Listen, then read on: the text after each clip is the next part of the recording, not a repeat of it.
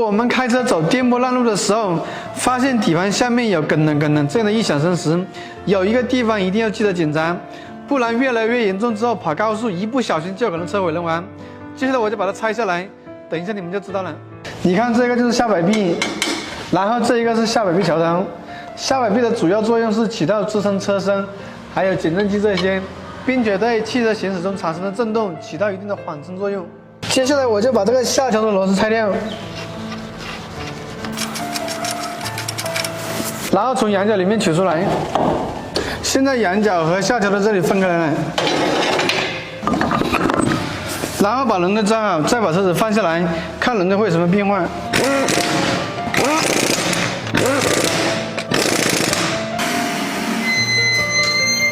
大家看到没有？现在这个轮胎就已经歪了，偏离了中心。我们看这个轮距就可以看出来。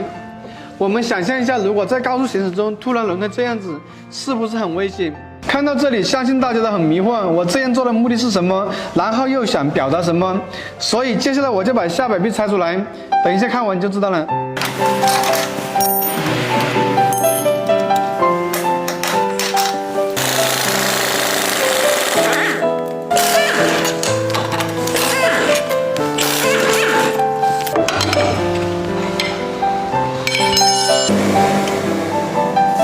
现在下摆臂已经拆下来了，可以看到我现在拉动这个桥头这里，上下拉动有间隙。正常的情况下，它只能够前后左右的摇动，但是上下是拉不动的，不会有间隙的。只有当里面缺油磨损之后，上下才会有间隙。所以走颠簸烂路的时候也会发出异响。这里。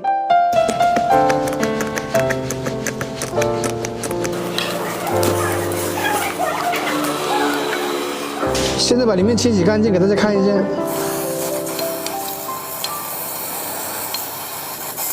我们可以看到这个下桥的里面这个结构很简单，它里面就是个球形的，就相当于有点像是我们以前那个磨胡椒粉那个道具一样。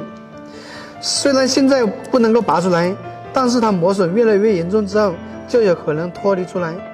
也就是说，当这个桥头磨损到越来越严重，磨损到极限的时候，它这个桥头这里就有可能脱离出来。脱离出来之后，就会和刚才这个轮胎一样，它是一个歪的，然后偏离了中心。你想一下，如果是高速行驶，后果是不是很严重？所以我们平时发现底盘下面有异响的时候，一定要记得检查一下这些球头有没有间隙。发现磨损有间隙的，要及时把它更换掉。毕竟行车安全比什么都重要。